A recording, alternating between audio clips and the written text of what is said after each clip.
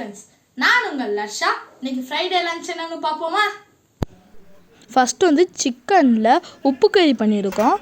நல்ல ஸ்பைஸியாக வரமிளகா பெப்பர்லாம் போட்டு ஒரு சூப்பராக பண்ணியிருக்கோம்.